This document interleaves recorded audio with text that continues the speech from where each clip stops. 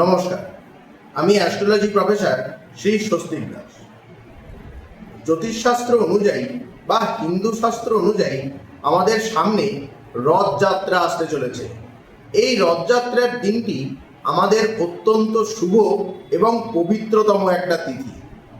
এই দিনে ভগবান জগন্নাথ, বলভদ্র এবং সুভদ্রা দেবীর উদ্দেশ্যে যদি আমরা কিছু ছোট টোটকা বা কিছু কার্যকর প্রতিকারগুলোকে যদি ব্যবহার করতে পারি, সেক্ষেত্রে আমাদের জীবনে আর্থিক অনটন, পারিবারিক অশান্তি এবং যে কোনো রকমের জীবনে বাধা, সেগুলোকে কিন্তু অনেকাংশেই কাটিয়ে উঠতে পারবো বা পুরোপুরিভাবে আমরা আমাদের জীবন থেকে সেগুলোকে দূরগতি করে দিতে পারবো।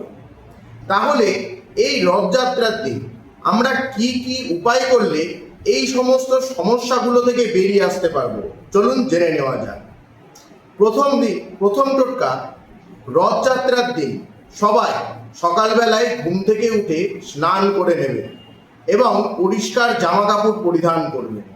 যদি কারোর বাড়িতে জগন্নাথ দেবের মূর্তি থাকে তাহলে তার সামনে, বা যদি কারোর বাড়িতে জগন্নাথ দেবের মূর্তি না থাকে তাহলে নারায়ণজির ছবিতে বা শ্রীকৃষ্ণের চরণে আপনারা 3টে লবঙ্গ, তুলসী পাতা এবং ক্ষীর বা পায়েস ভোগ দেবেন বা নিবেদন করবেন।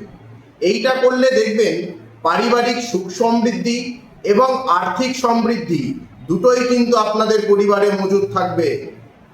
যদি এই রথযাত্রার দিন জগন্নাথ দেবকে, সুভদ্রা দেবীকে এবং বলভদ্রকে আমরা তুলসী পাতা, গঙ্গার জল দিয়ে অভিষেক করি, অর্থাৎ স্নান করিয়ে যদি কিছু নিরামিষ ভোজন করায় বা নিবেদন করি, সেক্ষেত্রে দেখবেন মানসিক অশান্তি, পরিবারে ধনধান্য বা ধনসম্পদ বৃদ্ধি এবং আমাদের জীবনে আমরা যে বাধাগুলোকে ভোগ করছি সেই জায়গাগুলোকে পুরোপুরিভাবেই কিন্তু দূরীভূত করতে পারবো এবং তাদের আমরা জীবনে কৃপা লাভ করে থাকব।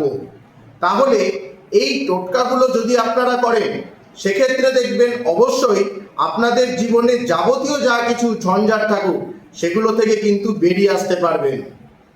নমস্কার।